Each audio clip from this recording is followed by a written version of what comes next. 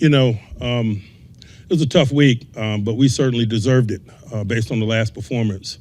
I like the way the guys absorbed it, smiled in the face of it, and prepared and waited for the next opportunity. That's the National Football League, man. You get one shot about every 7 days, and sometimes you got to wear it. We certainly wore it this week. I'm appreciative of their spirit, their efforts, their resolve. Certainly we weren't perfect in any of the 3 phases, but we fought, we did what was necessary, we made plays. And so it's a big-time win for the collective. Can't say enough about the defense's effort to minimize the runner. I don't think you slow that group down unless you minimize the runner. And we were able to do that, and I think that's why we were able to get them in some one-dimensional circumstances, create some pressure, get some sacks, and the turnovers that go along with that. But it started with minimizing their dynamic runner, and he is that. He's dynamic. Thought we started a little slow on offense. We took the ball to keep the ball away from their dynamic offense, but we didn't do much with it there early. But again, it didn't overcome us.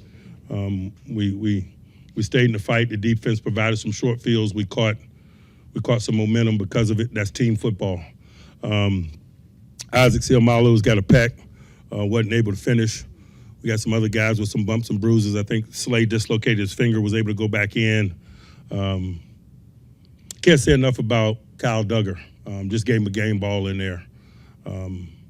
This guy got on the moving train, man, and played a lot of defense for us today, and we needed it. We were really short at the safety position tonight, coupled with D. Elliott's injury. We had some illness and some soft tissue injuries, man. We were running super thin, and that dude came in here, man, and gave us some quality work, and we're certainly appreciative of that. Questions? How do you explain such a drastic difference? You shut down the run, take the ball away.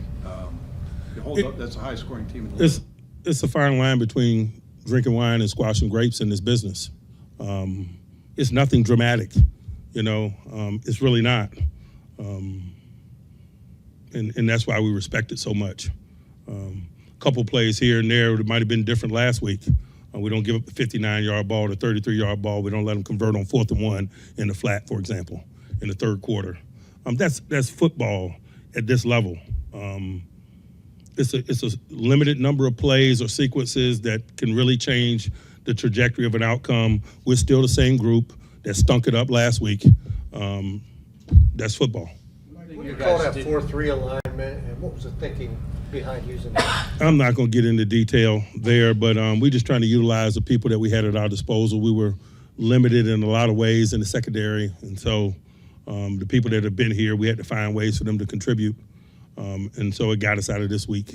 We'll see what next week holds. A lot of times when you guys have combated the quick passing game, you've been very proficient at batting the ball down at the line of scrimmage. It seems like you got back to that today. Was that an area of emphasis? We're always on that. Sometimes we're successful, sometimes we're not. It's not like all of a sudden we're in that business this week. We're in that business every week. Like what kind of momentum or wave did that TJ strip sack provide for you? It was everything. We were running on the beach offensively. We needed a short field. And like all great players do, man, he provided it when we needed it most. Coach, I talked to Joe Hayden a couple weeks ago, and he was saying one of the indicators about you when you kind of tweak things, he said it always shows. And we talked about your Super Bowl victories near Tampa. So this week, did you take any extra care maybe of maybe tweaking some things, as Joe would say? It is my job to do what's required to provide these guys what it is they need, formally and informally, strategically. It's just a job. I know last week you somewhat bemoaned having to settle for field goals, but 3 of their turnovers turned into touchdowns. So I'm assuming now, obviously, that was big for your offense and defense. It was complimentary football, But that's what happens when you take the ball away from people, man. It feeds itself, and that's probably one of the most disappointing things about the stretch that we were on. We weren't taking the ball away. That's the lifeblood for us, not only as a defense but as a football team. It's a catalyst for how we engineer victory. Didn't completely end the game, but what can you say about Joey making that play on this day with his dad and that 05 team here? Hey, first I just gotta, acknowledge that 05 team. It was really good to see him. It's really good to perform for them. this weekend, man. They are deserving of that.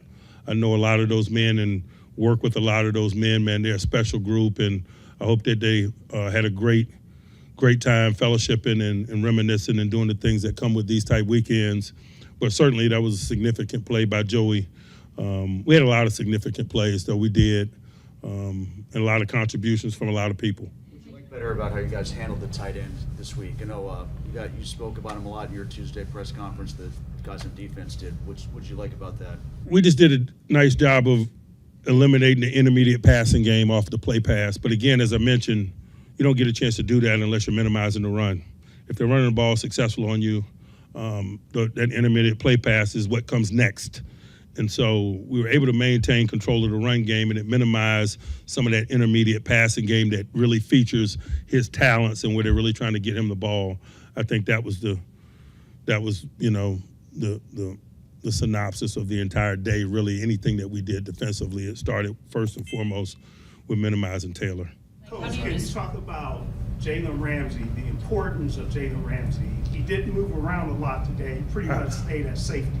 I can't say enough about Jalen. Jalen does any and everything that we require for him to do. We needed him to play exclusively free safety today, and he did, and did it at a high level. I'm just glad he's on our team. How do you describe the resiliency of this group, particularly your defense? We're going to keep writing that story. We responded today. See you next week. Like, how far is the impact of Peyton Wilson in this game, and how far has he come just this season? You know, it's a reasonable expectation. A second-year player who played a lot last year, made some plays last year.